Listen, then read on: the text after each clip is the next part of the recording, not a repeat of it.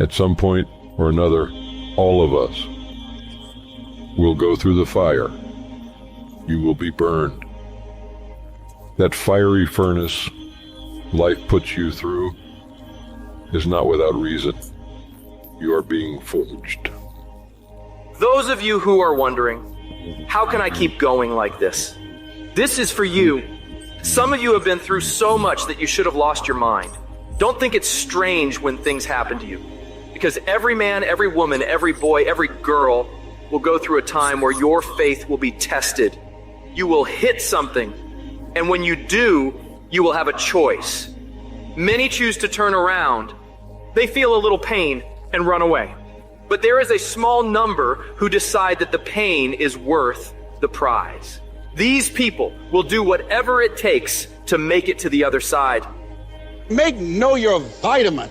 Get excited about the no. Why? Because every time someone says no, that brings you another step to a yes. You're getting closer. Trust me, you will win if you don't quit. Now, whatever goal you have, you're going to have some opposition. You're going to have some difficulties. You're going to have some challenges. You're going to have your inner conversation telling you can't do it, and you're going to have people picking at you.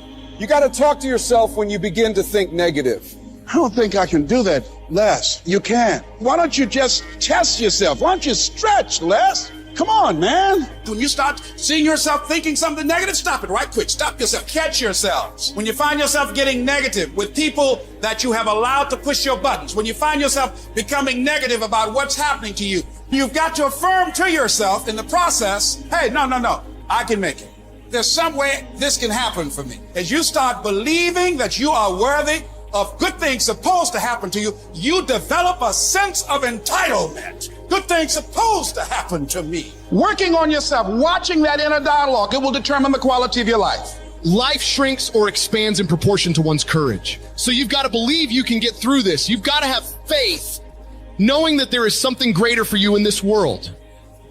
Because once you commit yourself and you know your why, the how will come. Once you commit yourself, you will figure it out. You just have to begin challenging yourself, stretching yourself, because you really don't know what you can't do. When you believe with everything in you that you are destined for greatness, you will find a way. You turn a tragedy into a triumph, despair into repair, pain into gain, adversity into prosperity.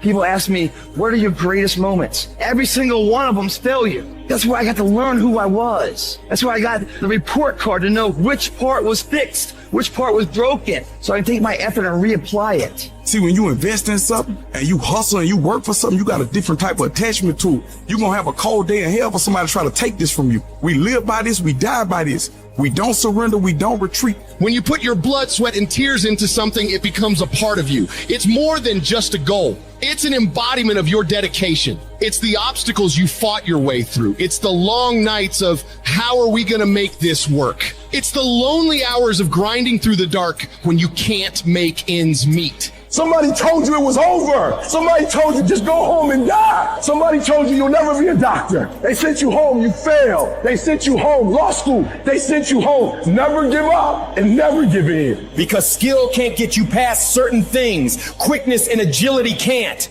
You got to have mental toughness. You don't give up on me. You don't quit on me. You man up. You woman up. You get your life back. You get your family back. I need you to have mental toughness. When you come up against that thing, you got to outlast it. And you got to already have made up your mind before you get to cancer. You got to already have made up your mind before you get to that exam. You got to already have made up your mind when you're talking to your husband, when you're talking to your wife, when you're talking to that sickness. You got to look at it before you even get to it.